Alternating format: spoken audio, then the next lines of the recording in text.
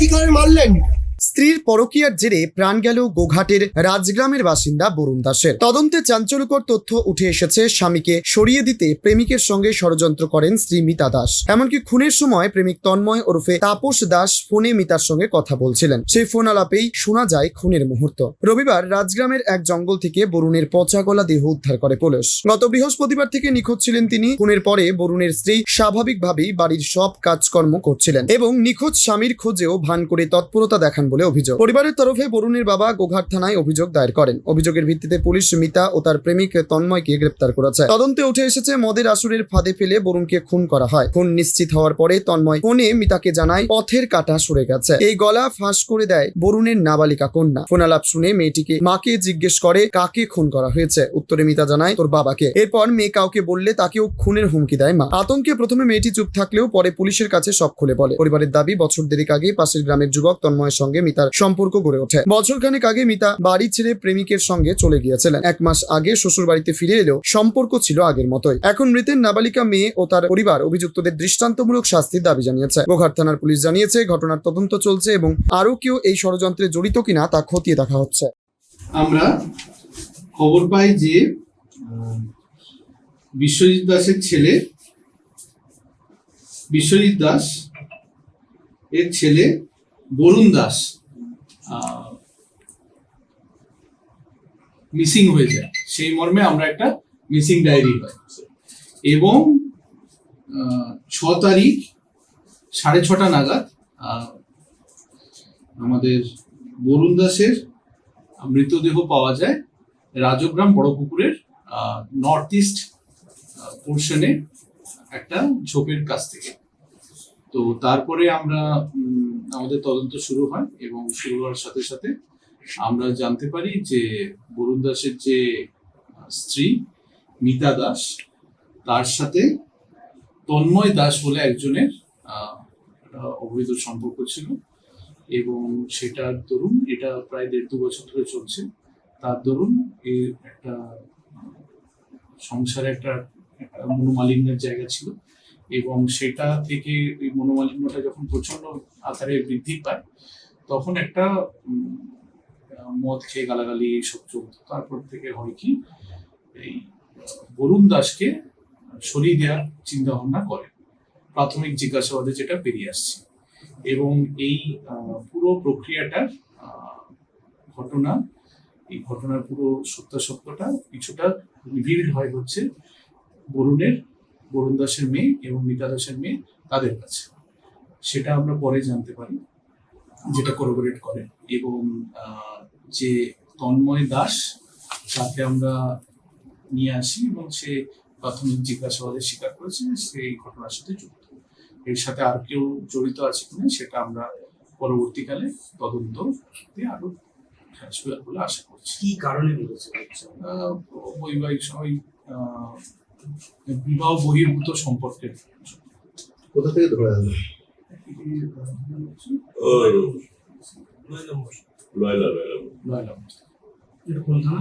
এটা গোঘাট থানা।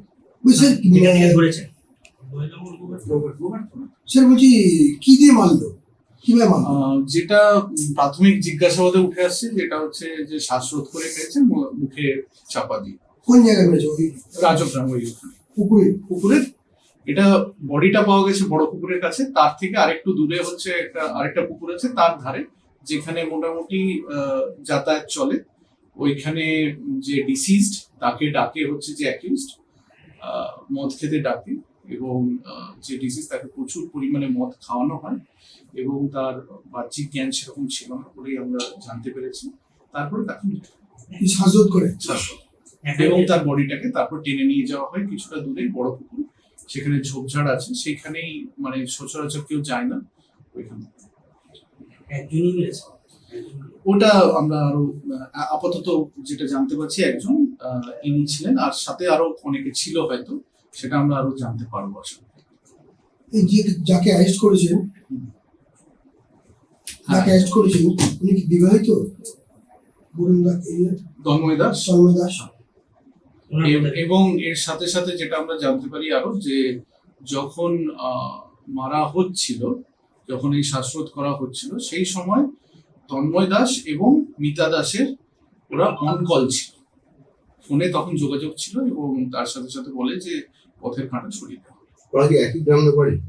হ্যাঁ, কাছাকাছি। স্যার বরুণ দাসের মেয়ে বলছে সে নাকি রাত্রেবেলা দেখেছিল মায়ের ফোনে একটা মেসেজ পাঠিয়েছিল। হ্যাঁ, ওটাই যে পথের কাঁটা সরিয়ে দেওয়া হচ্ছে।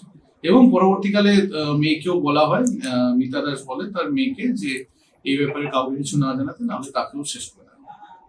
তো মূল অভিযোগ মিতা দাস এই প্ল্যানটা কতদিন আগে ইয়ে করেছিল? কিছুদিন আগে হয়েছিল, কেন কি মদ খেয়ে প্রচন্ড ভাবে একটা বাঘ বিতণ্ডা হয়, তখন বরুণ দাস তন্ময় দাসকে গালাগালি করে এবং খুব সম্ভবত স্বামী স্ত্রীর মধ্যে কিছু মানে মারধরেরও ঘটনা ঘটে, সবই মদ্যপ অবস্থা।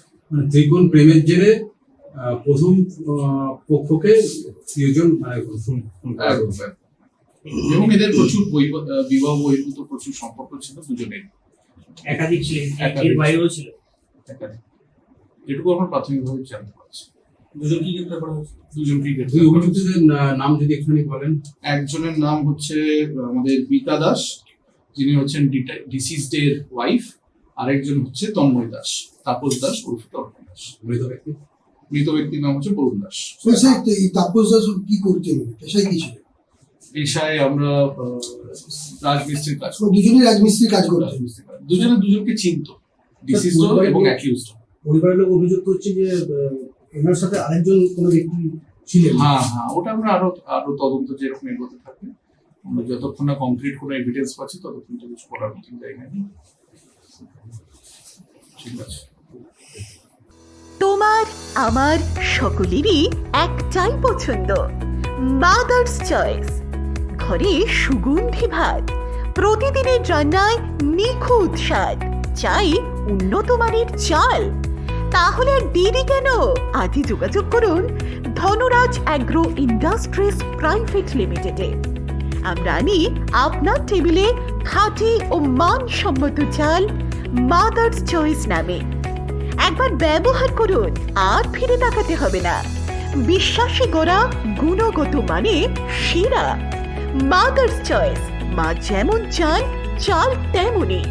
যোগাযোগের জন্য এখনই কল করুন 8509752023 এই নম্বরে।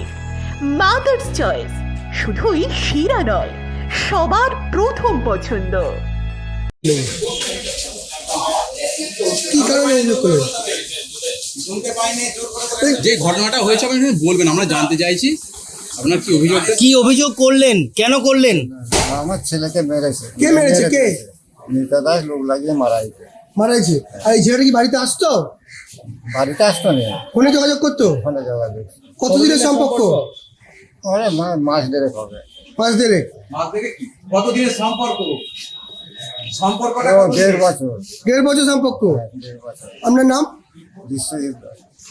আপনার নাম? বিশ্বজিৎ দাস। আর ছেলের নাম? বরুণ দাস। কি সাজা কি চাইছেন ওদের? কি সাজা চাইছেন? কি সাজা চাইছেন? সাজা যেমন ভালোভাবে পাই হবে, শাস্তি পাই হবে। কি শাস্তি চাইছেন? ফাঁসি? বৌমাকে নিয়ে কিছু বলবেন? নিজের বৌমাকে নিয়ে? ফাঁসি। বৌমা সম্বন্ধে কি বলবেন?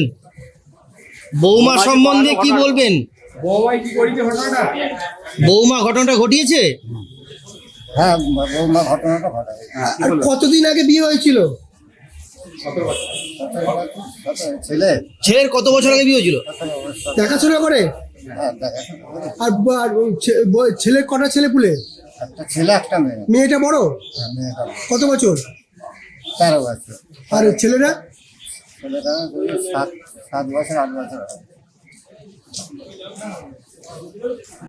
এখন সোনার গয়নায় বিশ্বস্ত নাম এনপিএস জুয়েলারি। আধুনিক ডিজাইন, খাঁটি সোনা আর সঠিক দাম সব একসাথে পাবেন এখানে। বিয়ে হোক, উপহার হোক অথবা নিজেকে উপহার, এনপিএস জুয়েলারি সব সময় আপনার পাশে। আসুন কালীতলা বাজার, শ্রীপুর, বদনগঞ্জ রোড, কামারপুকুর, হুগলি। বিস্তারিত জানতে ফোন করুন 6296152576 এই নম্বরে।